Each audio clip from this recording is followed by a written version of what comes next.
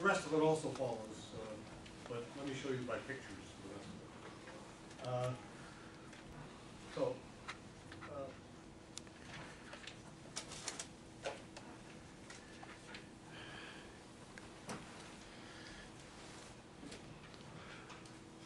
if j equals 1, and we only have to go up to j equals infinity, so if j equals 1,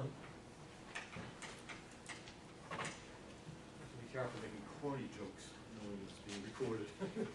You can usually get away with it. People forget who you are. There's no one to look at this either.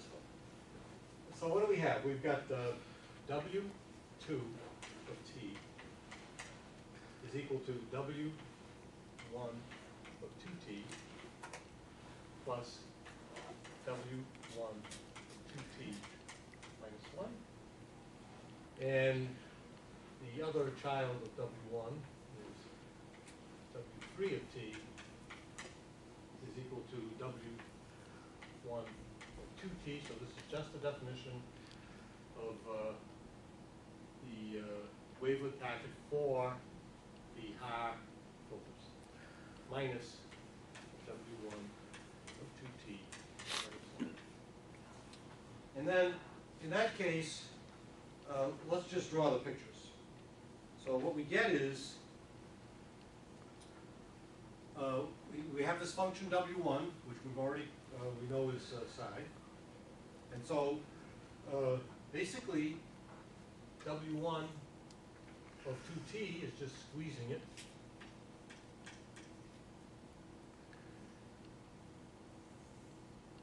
Oops.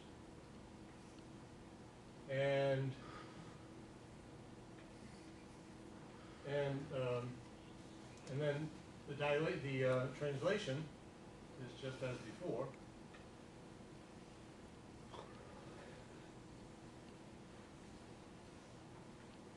Like so. And so what that means is that W2, since I'm adding those guys together, just looks like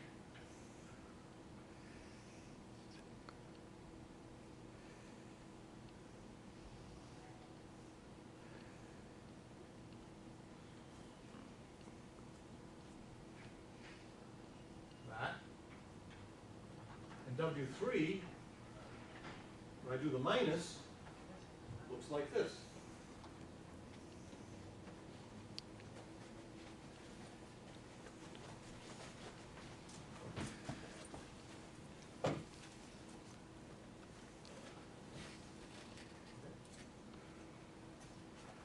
Okay, so we've computed those guys. And these are, I'm going to define the Walsh functions accurately, but these are the first four Walsh functions. These are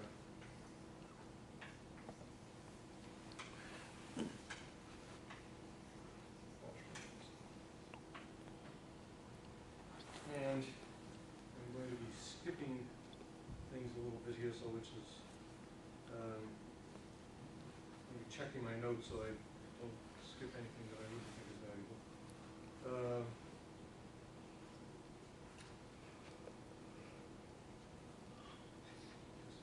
You don't get the fun of seeing these computations at the end.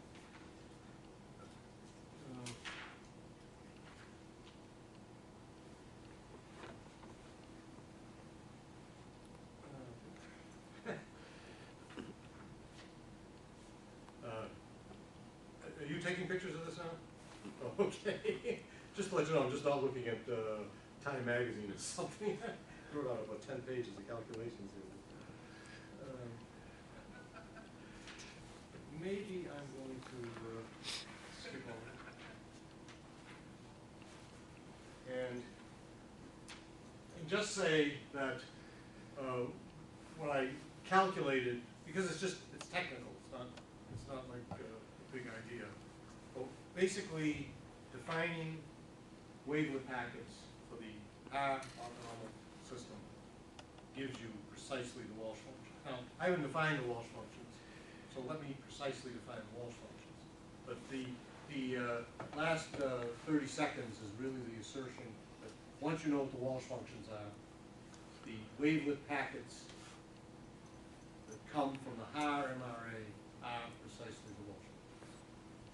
And we did some calculations that are, I think, sort of fun, and basically continuing in that vein, that's how you prove that result. And really not cheating you out of any subtle point.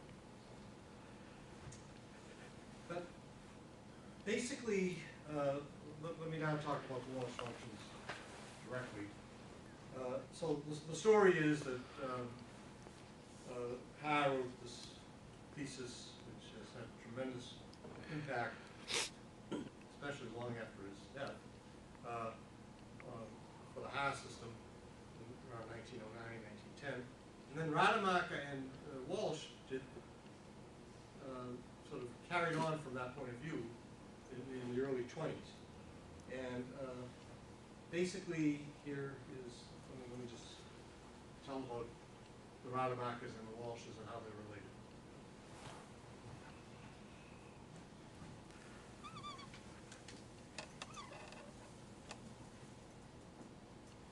So, the sequence, so I was using lowercase w for wavelet packets. I'm going to use capital W for Walsh functions and capital R for Rademachers. The sequence R, N, N equals 1, etc. Of Rademacher functions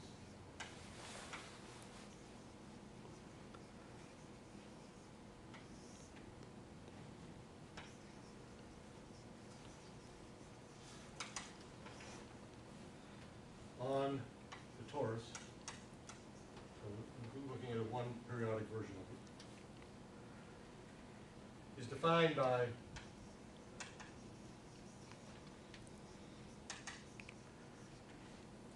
for all n equal 1, 2, etc. R n of t is equal to the sign of the sign of 2 to the n I t. So I said sign twice, and these are those combinations of letters spell out signs. But and so what do those look like? I mean, basically, if I just write down a few of them, I mean, you can see that there's going to be this regularity of cyclical behavior. But let's just write them down. So if I look at R1, I actually get the Haar wavelet. If I take 1 there, and I have a sign, I just got a full cycle of the sign on 1, and I'm just looking at the sign of it. So that's what it is. So that's R1. If I look at R2, then I'm looking at basically 2 cycles of the sign on the period. And I take its sign, and so that's going to look like this.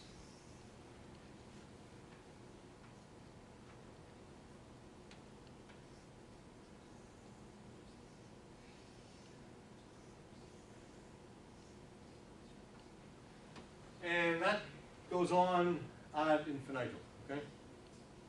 Basically, they're always going to look like this. Up, down, up, down, up, down. They're going to be regularly spaced, and they're going to have that many cycles. And so the nth Rademacher function has 2 to the n minus 1 cycles. This is R2. And 2 to the n minus 1 is 2 to the 2 minus 1 in this case, which is 2 cycles. But sure enough, it has 2 cycles in unit interval of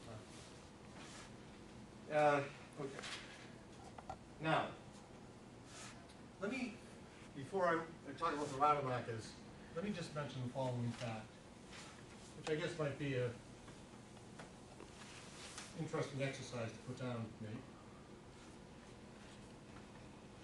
Exercise.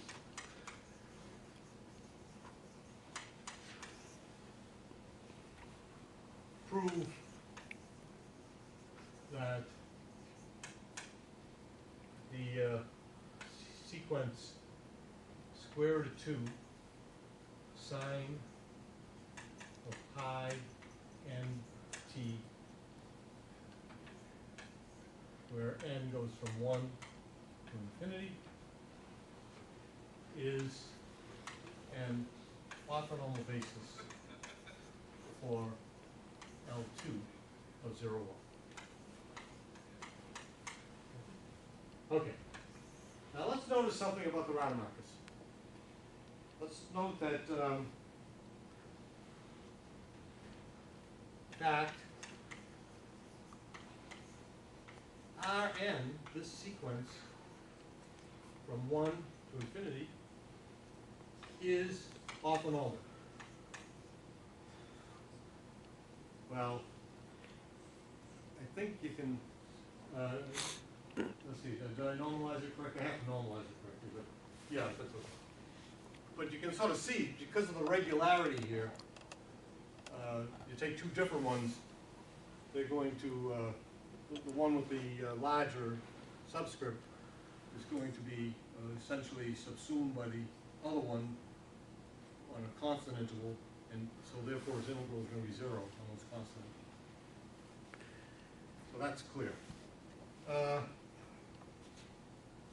Now, on the other hand, Rn from 1 to infinity is not an orthonormal basis for L2 of torus. Why? Well, basically, we can take a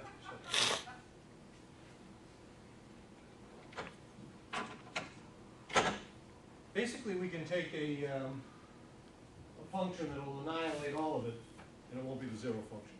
And that, by the Hahn-Banach theorems, what that will assert. I'm not sure if Enrico talked about that when he talked about functional analysis, but I don't want to go into that right now. But all we have to show is that there's some non-zero function that annihilates everything. And note that if I take, in fact, the integral of cosine 2 pi t times any Rn of t, well, that's a nice even function.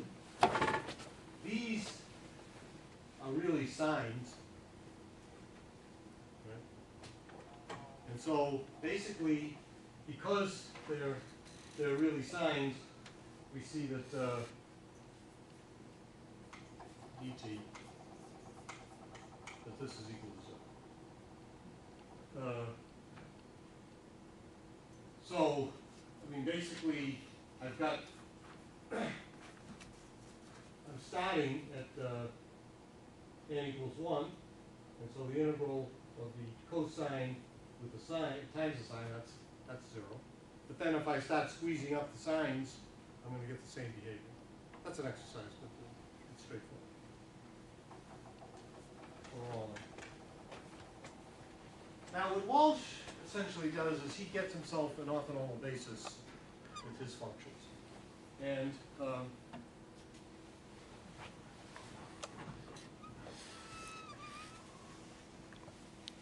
define the Walsh functions.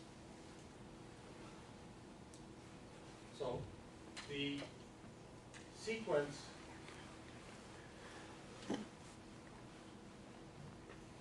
Wn, n equals 0, etc., of Walsh functions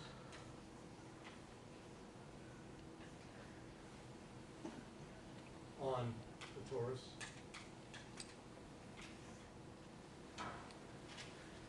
is defined by W0 is equal to 1, and for all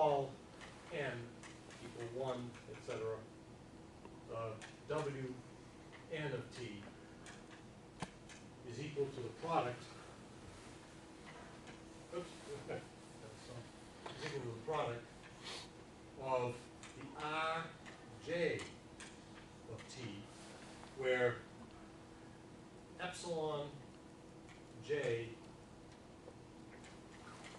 is equal to 1, and we're going to look at the binary expansion of the n. So epsilon j is equal to 1, where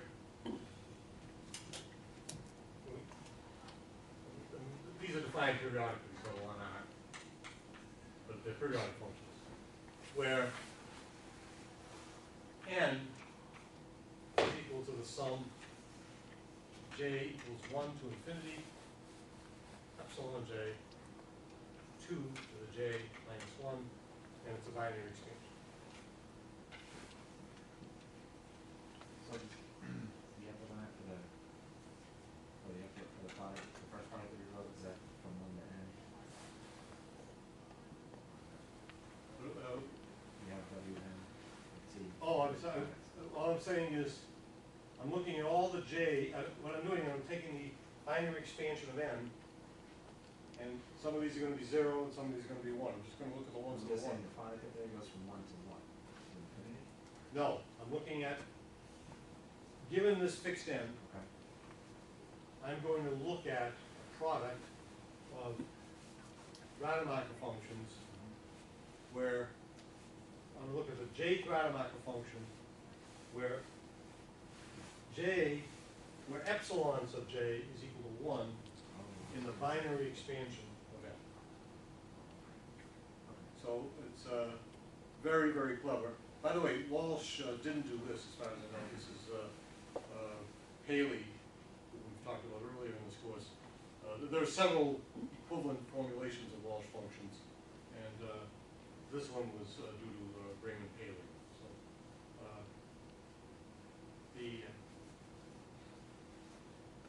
anyhow, it's equivalent. All of them are equivalent. I must say, Walsh, in his own day, was very, very famous for other things. I mean, he was an approximation theorist and complex analysis and potential theory. And this was just one paper he wrote back in 23. And I don't know if he was surprised or not, the fame it got, but certainly in the early 70s, it was even the 60s. People started using them, the engineering community started using them when computers became a fashion early on, because of some of the early papers that NRL ran about Walsh functions were inspired by engineers. And Walsh, by that time, had already retired here. By the way, he did not retire here, but he left Harvard and came to University of Maryland and was very, very active here until his death. So he was actually quite famous as a classical analyst. This was, in some sense, not a big deal at the time he did it, I believe. Okay, so what do these guys look like?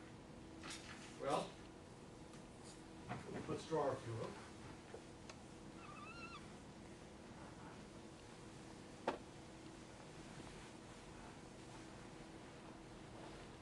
So if I look at W1, well, W1 is just R1.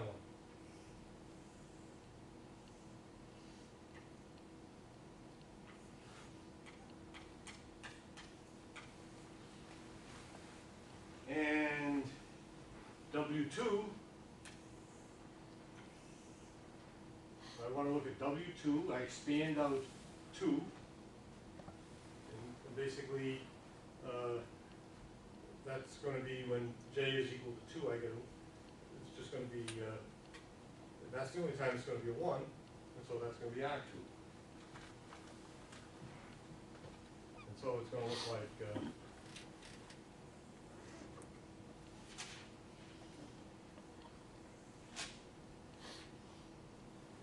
W2 is equal to R2. It's good not to stop the theory here now and argue by induction, because things do change dramatically.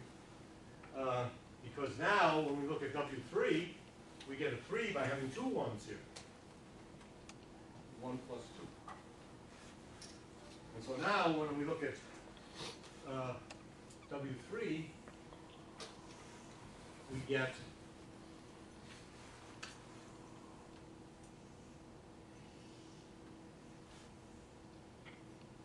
so W3 is equal to R1, R3, R2.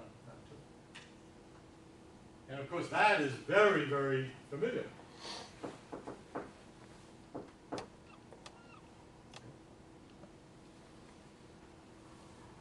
And even though my drawing is picked up during the course of this lecture, I won't draw too many more. It's meant to be a joke. Stand-up comedy is really tough.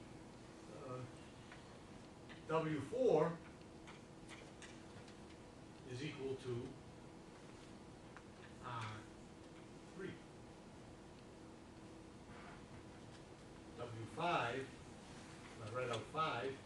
Well, what is W5? Well, 5 is 1 plus 4, so I'm going to have 1, j equals 1, and then equal to 2.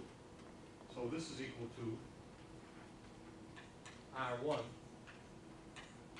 R3. And W6, of course we can go on and on, is equal to R2, R3. The point is, some of these are equal. And when are they equal? They're equal with perfect squares, right? Perfect powers, 2 to the power. So note being made that W 2 to the K minus 1, oops, up here, K minus 1 is equal to R. So we're getting all of the Rademachers and a lot more. And so the good news is we still retain orthonormality. And the even better news is because we added enough functions in, we're going to get ourselves a basis.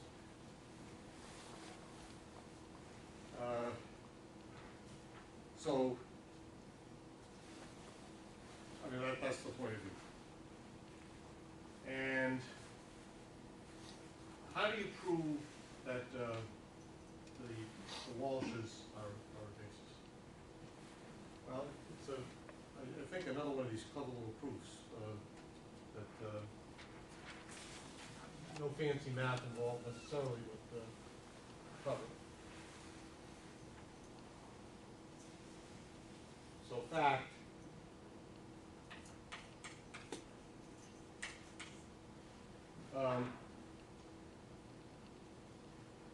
and this is this is the paper where he did it.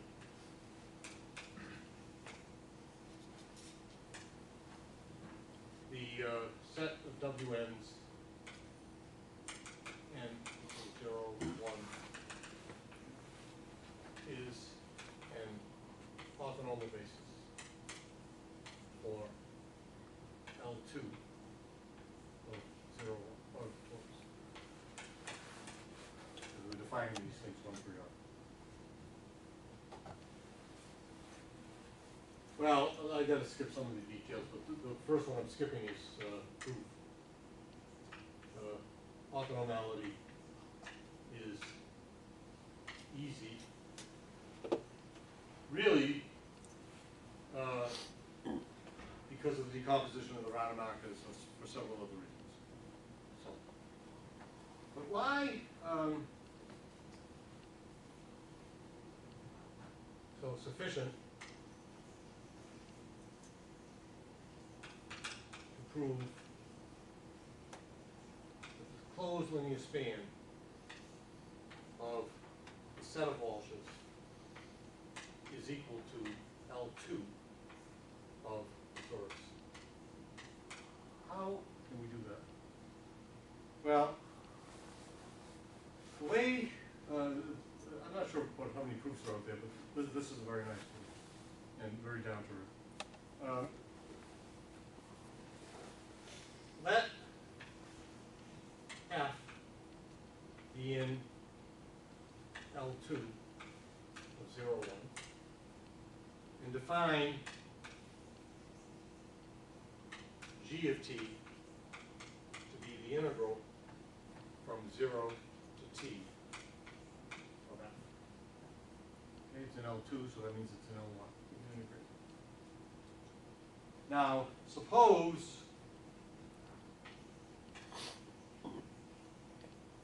that the integral of f wn from 0 to 1 is equal to 0 for all f.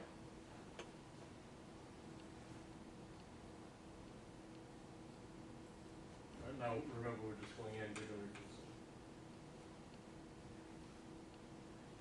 So,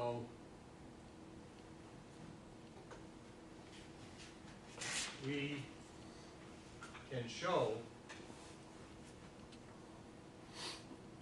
that g is equal to 0 on 0, 1. Now, by the way we've defined g, then we can get it. We can get f equals 0. I mean, that's not automatically clear. But if g is equal to 0, anyhow, you can do it. But this is the key step. So how do we do that? Well, the way we do that is, let me pick some easy numbers.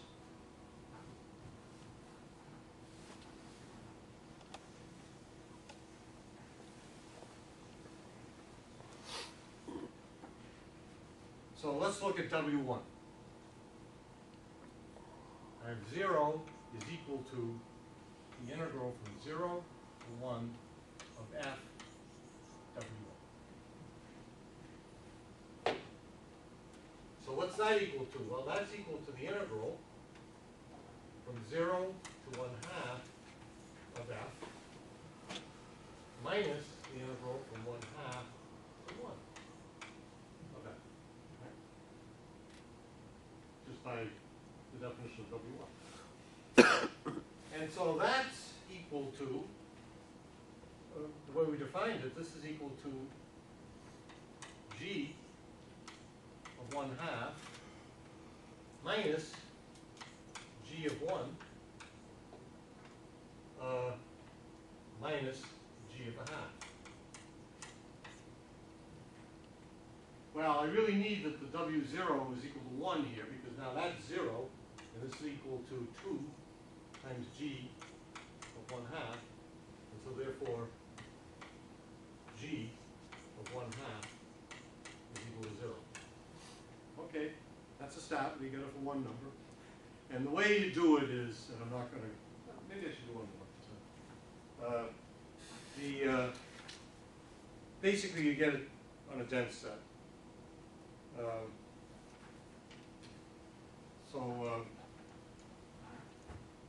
those are details you can do. But basically, by choosing a say W2 and W3, what you get is, because of those definitions, you can get that g is equal to 0 on a dense set of rationals. Not on all the rationals, because of the way things are defined here, but can prove g equals 0 on a dense set of rationals. And, for example, let me just QED.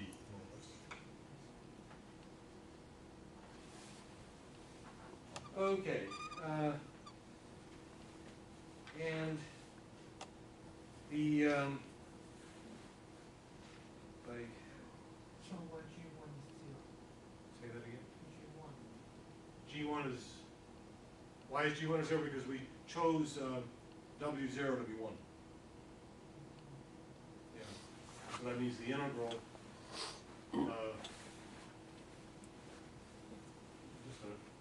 Is that the reason? Did you? Let me just. So just hold on a second. So W0 is equal to 1, and so we're assuming this is equal to 0. So 0 is equal to the integral from 0 to 1 of f. And that's X equal to G of 1. Okay? The Walsh functions we have W0 to 1. We need that.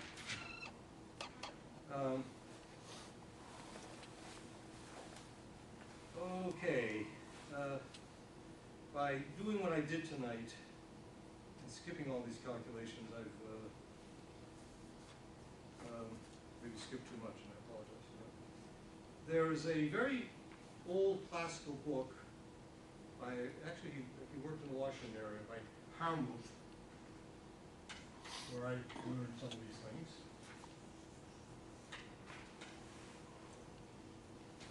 And then, as I mentioned, in the 60s and 70s, there were a series of NRL reports on Walsh functions.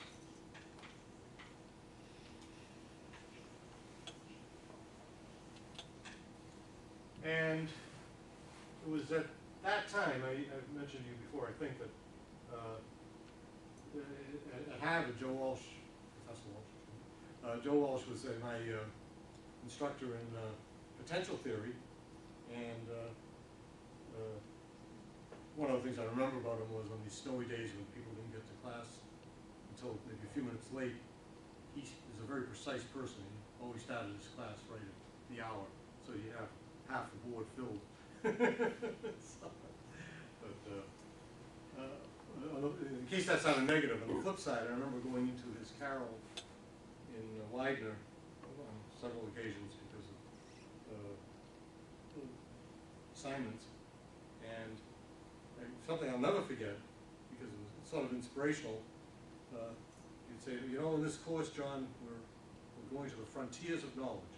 Now, I don't know if that was true. We were using a very classical book, but imagine that. I mean, telling a young person, we're going to the frontiers of knowledge. And what happened? You fall off, and you know. So that was pretty inspiring. And then, of course, we met again here when we both arrived here the same year. And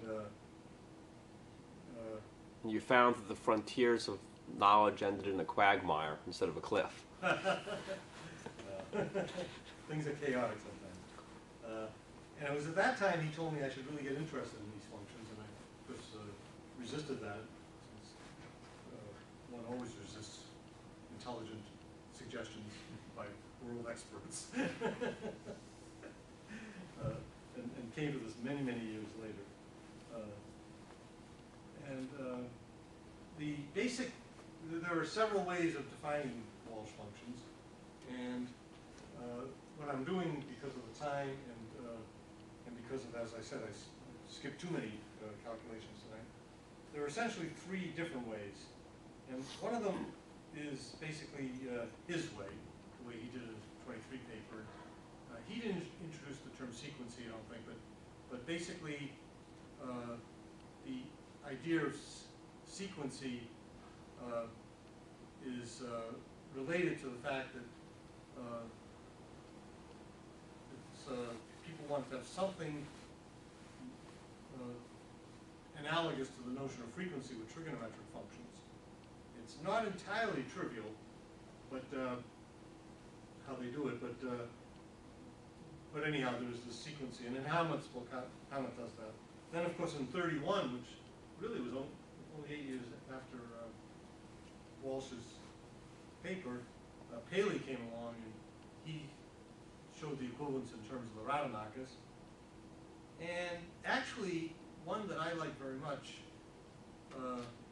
is in terms of Hadamard matrices.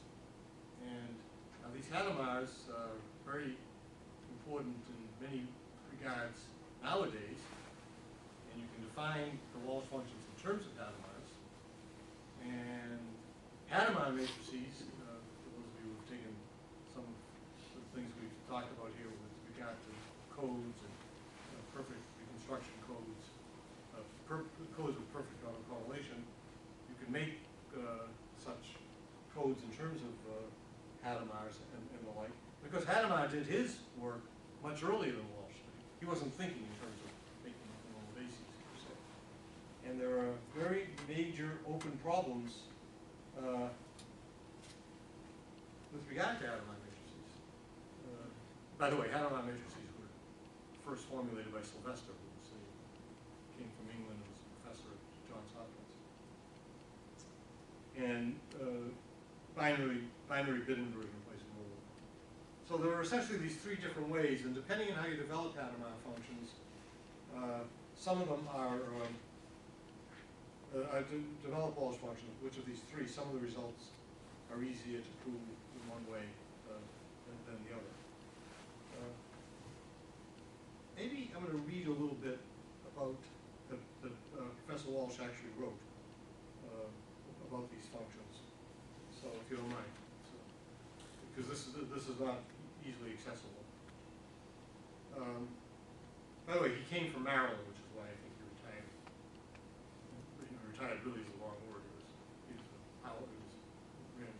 Ran a very influential, even after his arrival. So let us look at the historical situation regarding orthogonal functions at the beginning of the 20th century. There were then well-known and useful kinds of such functions. Trig functions which occur for a series, orthogonal polynomials such as those of Legendre and Laguerre, Bessel's functions, Sturm-Liouville, etc., etc. At that time, there was no general theory. There was no general theory embracing all such systems. At that time, the great mathematician David Hilbert was at Göttingen, and then he defines Hilbert spaces, which you all know. Hilbert is especially important here for his work on integral equations and for his influence on students. Erhard Schmidt received his PhD from Hilbert in 1905 with a thesis on integral equations. However, he showed that a more or less arbitrary sequence of functions can be orthogonalized. This fact had been proved several decades earlier by Grahn, but Schmidt gave emphasis and significance to the result, and thus indicated the systems of orthogonal functions are by no means exceptional, but can be reduced at will. The Riesz-Fischer theorem first appeared in 1907, proved simultaneously by Fischer and Friedrich Riesz. The theorem asserts that, and then he states the Riesz-Fischer theorem, which you all know. The beauty and simplicity of these theorems was, and still is, almost overwhelming. The Hungarian mathematician Alfred Haar received his PhD in Göttingen in 1909 for a thesis concerned with convergence properties of a series of orthogonal functions, and also containing a new set now called the Haar system of such functions. Here was a set of orthogonal functions, each taking essentially only two values, such that the formal expansion of an arbitrary continuous function in those functions converges uniformly to the given function, a property not possessed by any orthogonal set known up to that time. So we actually commented on that. Little progress on the subject of orthogonal functions was made during the decade following World War I. In 1922, Hans Rademacher of Hamburg exhibited a new set of orthogonal functions taking on only the values plus or minus 1 on the interval 0, 1, which was of use in his study of orthogonal functions. However, the Rademacher functions are not complete, as we showed. In 1923, now this is funny, Walsh is writing this article. In 1923, J.L. Walsh of Cambridge, Massachusetts, published a set of orthogonal functions which are complete on the interval 0, 1. They take only the values plus or minus 1 and are similar in oscillation and many other properties to the trigonometric functions. And this is this notion of sequencing that I mentioned. They've turned out to have important practical applications in calculation and in other branches of science. And I believe that the last couple of paragraphs was the reason that Professor Walsh wrote this. The functions of Rademacher and of Walsh were discovered quite independently. He really wants to set this record straight. Rademacher's manuscript was received by the editors on October 8, 1921. Walsh presented his functions to the American Math Society at a meeting on February 25, 1922, and published an abstract of his paper, which was dated May 1922. I think the implication is he couldn't possibly, well, I don't know what the implication is, because his functions are different, but he was establishing his turf, that's for sure. P. Franklin of Cambridge, Massachusetts, published in 1928 the result related to the functions of Haar. He obtained orthogonal functions by orthogonalizing the integrals of the Haar functions, and thus obtained a set of continuous orthogonal functions in terms of which an arbitrary continuous function can be uniformly expanded. Now, what I just said is amazing because it really is a precursor of wavelet theory. And by the way, Philip Franklin was Norbert Wiener's brother-in-law. Neither here nor there. But and Franklin was a professor at MIT. But Franklin's work inspired the work of Jan Olof Stromberg, who, in some sense, came out with the first wavelets before the work of Fraser and Yarworth and Feickenberg and Merkenich and Meyer and Lubitschitz. By the way, these authors all give him credit, but his work was motivated because of Franklin. So there you go. Let's see, the other thing I want to mention. Now that entire discussion was for the Taurus 01. Say that again, Brent? That entire discussion was for the Taurus 0 to 1. Yes, that's all they did. Okay. Including high. I mean, the extension for the real line was not done by high.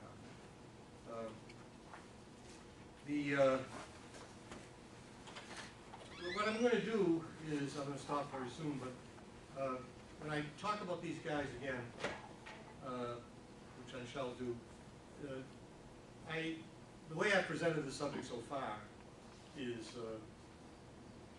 speaking of my previous use of the word chaotic, in the sense that I did some, I think, very heavy calculations last time and had done them on paper. This time didn't write them down on the board just because they were fairly heavy. But I basically wanted to establish the fact that we've developed the MRA theory, and we were able, there was this burning desire to complete the tree that you got from an MRA. And what does that mean when you complete the tree, except for the intellectual satisfaction? And what one finds is that for a special case of an MRA, for example, the Haars, you get this well-established and applicable theory of Walsh functions, and those Walsh functions are the guys that complete the tree. It's sort of amazing. And those Walsh functions are a special case, as I mentioned, of what we call wavelet packets, and one can construct lots and lots and lots of orthonormal bases, not only as you run through the list of all MRAs, but when you look at a tree, when you run through all of these hemlines, it'll give you different orthonormal bases. And one of the things one does, which I shall not talk about in this course, probably unless of the last class, is one uses these different orthonormal bases to solve minimization properties. There might be things you want to do, which is done very often nowadays in sparse representation and compressed sensing. But what one wants to do is one might want to choose the most efficient bases when you solve a minimization property according to some criterion, like entropy, or like an uncertainty principle of some sort. So there's a tremendous amount of literature on that whole type of thought. But to my way of thinking, one of the most spectacular things about Walsh functions is an observation that was made by Fine and Malenkin back late 1940s, and basically proved that the Walsh functions are the dual group of the dyadic group. So all this hairy calculation that I alluded to and did some of is really can be sort of brilliantly exposited in an algebraic way in terms of the Walsh functions being a dual. Now, doing that type of analysis for general wavelet theory is probably a piece is probably there. But in any case, we shall talk about that from an algebraic point of view, because besides being beautiful, it also adds to its applicability. I'll probably also talk about the equivalent expression of Walsh functions in terms of atomized, just because of it is my own personal interest, but also the importance of these perfect autocorrelation codes. So next week, compressed sensing, it'll be by someone who knows much more about it than I do. And then after that, come back, we do the Walsh functions, and then multidimensional